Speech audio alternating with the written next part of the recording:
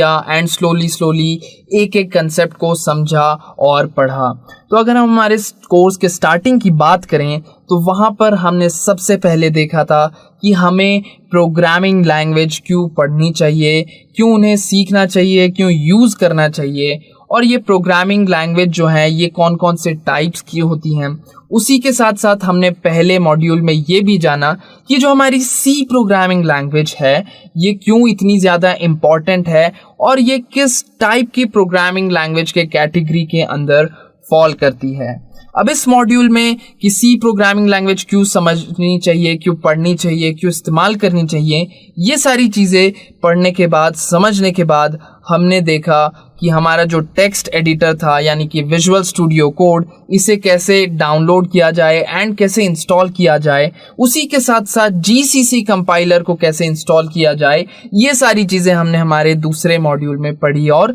समझी। उसके बाद में हमने हमारा सबसे पहला सी प्रोग्राम बनाया जिसका नाम था हेलो वर्ल्ड प्रोग्राम, एंड इस प्रोग्राम में हम एक हेलो वर्ल्ड स्टेटमेंट हमारे टर्मिनल पर प्रिंट कराकर देख रहे थे। अब हमारे प्रोग्राम को बनाने के बाद हमने स्टार्ट की हमारे सी प्रोग्रामिंग के सिंटैक्स की जर्नी, जहां पर हमने देखा कि सी प्रोग्रामिंग में किस तरीके से जो सेंटेंसेस हैं, स्टेटमेंट्स हैं, उन्हें लिखा जाता है और टोकन्स जो होते हैं हमारे सी प्रोग्रामिंग में उन्हें कैसे इस्तेमाल किया जाता है। ये सारी चीज़ें हमने इसके अगले वाले मॉड्यूल में डिस्कस की। अब टोकन्स को पढ़ने और समझने के बाद बारी आई वेरिएबल्स की, और हमने इसमें देखा कि कैसे हम अलग अलग डेटा टाइप्स के वेरिएबल्स बना सकते हैं और उनके अंदर अलग अलग टाइप के वैल्यूज़ जो हैं वो असाइन कर सकते हैं। और वेरिएबल में वैल्यू असाइन करने के बाद इस पे क्या क्या चीज़ें हम कर सकते हैं, तो इस चीज़ के लिए हमने देखा printf एंड scanf फंक्शंस के बारे में।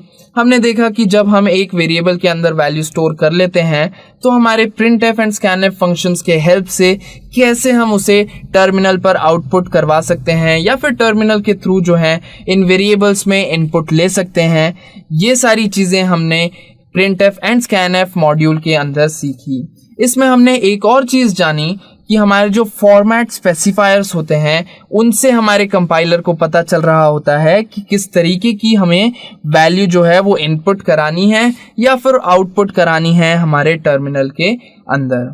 हमने बात की कॉन्स्टेंट्स के बारे में, एंड ये कॉन्स्टेंट्स किस तरीके से बनाए जा सकते हैं वो भी हमने देखा कि कैसे हम हैश डिफाइन को इस्तेमाल कर सकते हैं। उसी के साथ साथ const जो हमारा कीवर्ड है उसे भी यूज़ कर सकते हैं एक वेरिएबल को कांस्टेंट बनाने में। तो ये कांस्टेंट मॉड्यूल के अंदर हमने देखा और जाना। अब कांस्टेंट्स पढ़ने के बाद हमने बात की स्टोरेज क्लासेस की कि जो हमारे वेरिएबल्स हैं उनका डेटा टाइप तो हमें पता चल जाता है क्योंकि हम उसके आगे डेटा टाइप लिख रहे होते हैं, लेकिन अगर हम ये जानना चाहें कि हमारे वेरिएबल की जो लाइफ है वो कहाँ से कहाँ तक होगी तो वो चीज़ जानने के लिए हमने सीखी स्टोरेज क्लासेस बनाना। हमने देखा कि कैसे वेरिएबल के लिए साथ साथ हम स्टोरेज क्लास भी लिख सकते हैं जिससे कंपाइलर को पता चल सके कि इसका जो लाइफ है, इसकी लाइफ टाइम कहाँ से कहाँ तक वैलिड है, कहाँ से कहाँ तक वो वेरिएबल अवेलेबल है।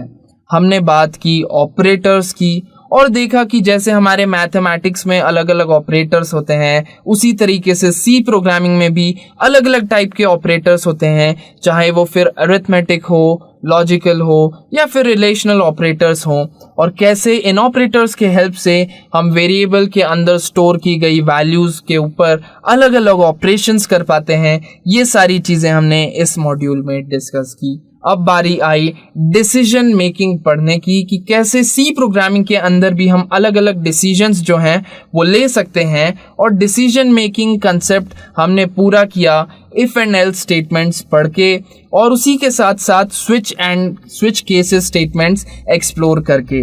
अब डिसीजन मेकिंग कंसेप्ट पढ़ने के बाद हमने बात की फ्लो कंट्रोल की, और यहाँ पर हमने देखा लूप्स कि किस तरीके से हमें लूप्स बनाने होते हैं और क्यों हमें लूप्स यूज़ करने चाहिए। उसी के साथ साथ हमने देखा कि कैसे हम अलग अलग लूप्स को इस्तेमाल कर सकते हैं, चाहे फिर वो एंट्री कंट्रोल लूप्स हों या फिर एग्जिट कंट्रोल लूप्स हों।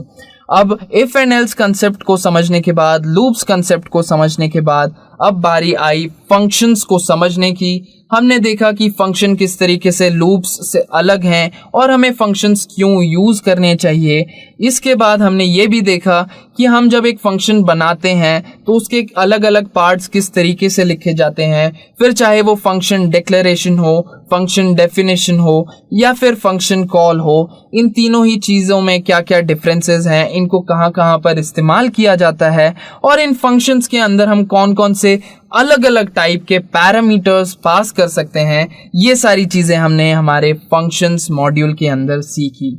अब फंक्शंस पढ़ने के बाद हम वापस आ गए हमारे डेटा टाइप्स पर and derived data types module में हमने डिस्कस किया एरेज के बारे में, पॉइंटर्स के बारे में, स्ट्रिंग्स के बारे में, स्ट्रक्चर्स के बारे में एंड यूनियन के बारे में। हमने देखा कि एरेज कैसे सिंगल डिमेंशनल भी हो सकते हैं as well as multidimensional भी हो सकते हैं। उसी के साथ साथ अगर हम पॉइंटर्स की बात करें तो कैसे एक वेरिएबल की तरफ एक पॉइंटर वेरिएबल पॉइंट कर सकता है, ये चीज़ें हमने इस पॉइंटर मॉड्यूल के अंदर देखी। हमने देखा कि जो भी वेरिएबल के अंदर वैल्यू स्टोर हो रही होती है उसके एड्रेस को हम किसी दूसरे वेरिएबल में स्टोर करते हैं और इसी कंसेप्ट को, इसी वेरिएबल को हम कहते हैं पॉइंटर। उसी के साथ साथ हमने देखा स्ट्रिंग्स एंड स्ट्रिंग्स में हमने ये जाना कि स्ट्रिंग बेसिकली एक टाइप का एरे ही है जहां पर जो डेटा टाइप है उसका वो हो जाता है कैरेक्टर टाइप का and character type array is known as strings. तो ये कंसेप्ट समझने के बाद हमने बात की स्ट्रक्चर्स एंड यूनियन की, जहां पर हम अलग अलग मेंबर वेरिएबल्स देख रहे थे कि कैसे उनका जो डेटा टाइप है वो एक दूसरे से डिफरेंट है एंड स्ट्रक्चर्स वेरिएबल के हेल्प से हम उन सभी वेरिएबल्स को इस्तेमाल कर सकते हैं, उन सभी मेंबर्स को यूज़ कर सकते हैं। ये सारा जो कंसेप्ट है ये हमने स्ट्रक्चर्स एंड यूनियंस कंसेप्ट में देखा और समझा। अब डिराइव्ड डेटा टाइप्स पढ़ने के बाद, समझने के बाद हमने देखा कैसे हम हमारा जो टर्मिनल है या फिर जो हमारी फाइल्स होती हैं चाहे वो .txt फॉर्मेट की हो, उन पर कैसे हम input and output operations perform कर सकते हैं। चाहे फिर हमें एक सिंगल कैरेक्टर उन पे इनपुट या आउटपुट करवाना हो या फिर पूरी की पूरी एक स्ट्रिंग जो है उनका input and output operation perform कराना हो, तो ये कैसे किया जाए हमारे टर्मिनल पर, हमारे फाइल्स पर। ये सारी चीज़ें हमने हमारे इनपुट एंड आउटपुट मॉड्यूल में देखा और जाना।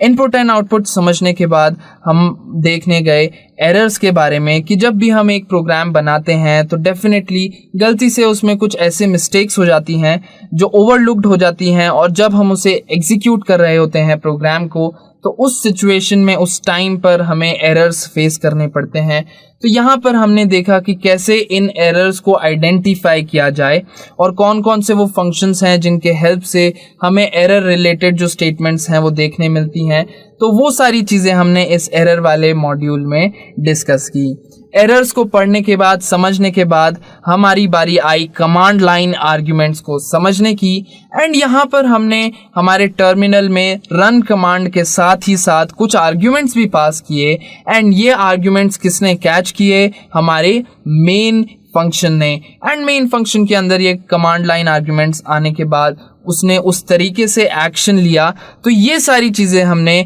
इस particular command line arguments module में एक्सप्लोर की। अब कमांड लाइन आर्ग्यूमेंट्स पढ़ने के बाद हमने देखा हेडर फाइल्स और देखा कि कैसे जो हमारी अलग अलग हेडर फाइल्स होती हैं उसके अंदर जो इनबिल्ट फंक्शंस बनाए जाते हैं कैसे उन्हें यूज़ किया जाए और कैसे ये हमारे फंक्शंस को, हमारे प्रोग्राम को एफिशिएंट बना देते हैं। ये सारी चीज़ें हमने हमारे हेडर फाइल्स मॉड्यूल में डिस्कस की। हेडर फाइल्स के बारे में पढ़ने के बाद हमने देखा डीबगिंग का कंसेप्ट एंड इसमें हमने जाना कि जो हमारे एरर्स आ रहे होते हैं प्रोग्राम के अंदर कैसे उनको आइडेंटिफाई किया जाए और कैसे उन्हें रेक्टिफाई किया जाए। कि जैसे सपोज हमने कैपिटल में INT डेटा टाइप लिख दिया तो हमें ये समझ में आया कि हमने सिंटैक्स में कुछ जो है वो गड़बड़ की है और उसी के साथ साथ हमने उसे स्मॉल केस में कन्वर्ट कर दिया और उसे डीबग करके जो है वापस एग्जीक्यूट किया जहां पर हमें कोई भी एरर्स फेस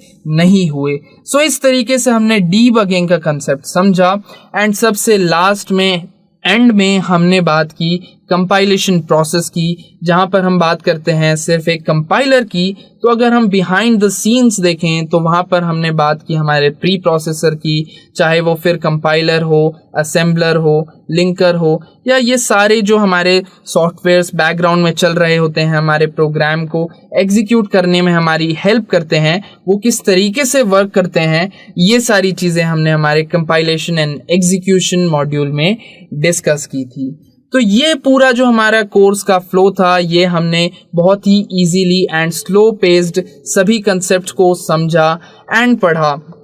तो अब बारी आ गई है आपकी इन सभी कंसेप्ट्स को प्रैक्टिस करने की और एक एक करके अच्छे से समझने की। एंड अगर आपको इन कंसेप्ट से रिलेटेड कोई भी ऐसे क्वेश्चंस अराइज होते हैं तो वो क्वेश्चंस आप forums.learn1.com पर आप लॉगिन कर सकते हैं और वहाँ पे आप अपने ही भाषा में आपके क्वेश्चंस पूछ सकते हैं। एंड हम मिलेंगे आपसे अगले बार। तब तक के लिए thank you so much, bye bye.